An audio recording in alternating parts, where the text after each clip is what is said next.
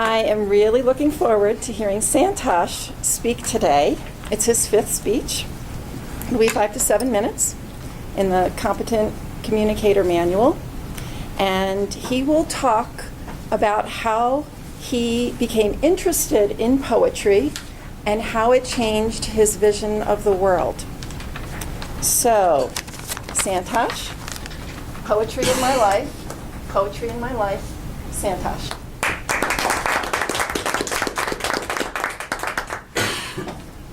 I heard many lullabies when I was an infant, sang rhymes in my nursery, and read many poems in my elementary school.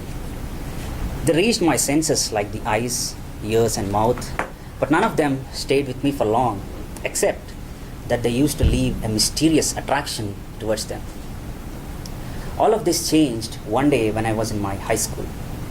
Mr. Frederick Pereira, my English teacher, read a poem written by the English romantic poet William Wordsworth. Although a faint thought was lurking in my mind about the beauty in that poem, I was not able to completely understand or analyze it. Mr. Frederick discussed the critical appreciation of the poem, and right after it, there was an awakening in me. I began to understand the mystery. I read the poem again for myself, and at that time, it was not just my senses, but my consciousness, my soul was touched. I understood the beauty in those few lines, and I was transported to the world of the poet. I wandered lonely as a cloud that floats on high over vales and hills, when all at once I saw a crowd, a host of golden daffodils, beside the lake, beneath the trees, fluttering and dancing in the breeze. For oft when on my couch I lie, in vacant or in pensive mood, they flash upon that inward eye, which is the bliss of solitude. And then my heart with pleasure fills and dances with the daffodils. Yes, it is the Daffodils poem which is considered a classic. The verses replicates in the minds of its readers the very experience it describes. And this very poem completely changed my view about poets and poetry. They are not just words printed on paper.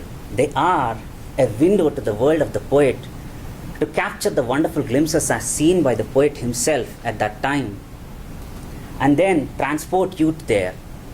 It was a new beginning in my life. It is something like a seed which has germinated under the soil, and it was enshrouded in mystery. And right after this poem was recited to me, the plant shoot right off the soil, and I came across the world. This event in my high school set many things in motion, and thankfully today I am an artist who writes and directs short films with poetry in mind and also in language in mind. Let us look at poetry from an objective viewpoint.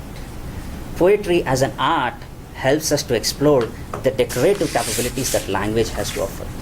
Usage of figures of speech like simile or idiom or metaphor often provide emphasis and freshness of expression. Verses in poems and even phrases in language with the uses of these figures of speech produce full and gracious life. Poetry is not for specialists, but for all. A typical example is Valmiki, who wrote the great Indian epic poem, the Ramayana. He was not a scholar, he was not a priest. He was a highway robber who, after divine intervention, changed to become a poet and write the Ramayana. And he is revered as the first poet, for he invented sloka, the first verse.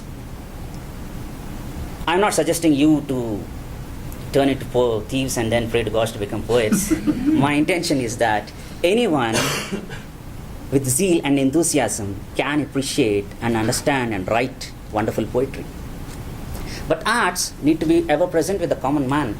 It should not be with limited number of people like teachers and students. With many disciplines and different forms of entertainment coming up every decade, like film and social media, do you think poetry is taking a backstage? Not at all. Poetry, even today, abounds and thrives in the scores of songs that are written, sung, and performed all the time. After all, poetry has rhythm, the musical quality, which produces freshness of expression and lyrical importance that provide sounds to the human ear, which are honey to the ear.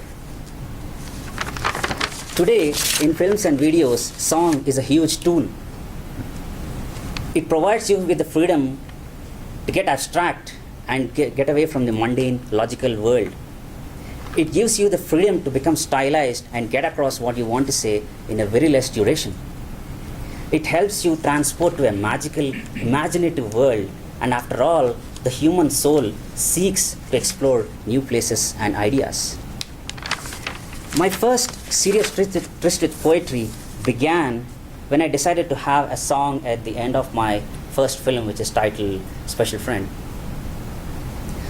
The story goes something like this. Towards the climax of the film, the protagonist, who is suffering from a chronic disease, tries to meet his dear old friend for the last time.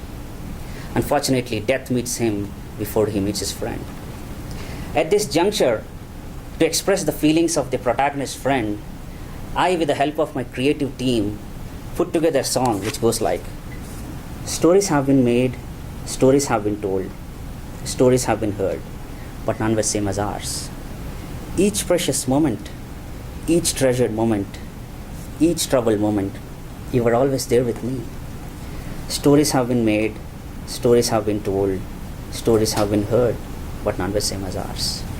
I could not express the pangs of emotions of separation of a dear friend with a mere dialogue or a casual scene. Rather, I needed a soulful song to express the remorse and regret of losing a dear one.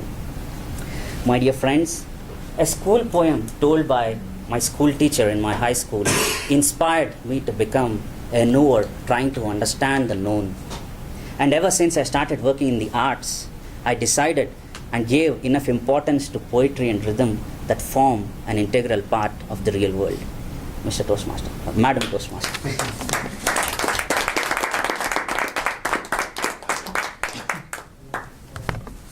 Thank you, Santosh. I think I understand now why you love poetry Yeah. so much. That was really touching.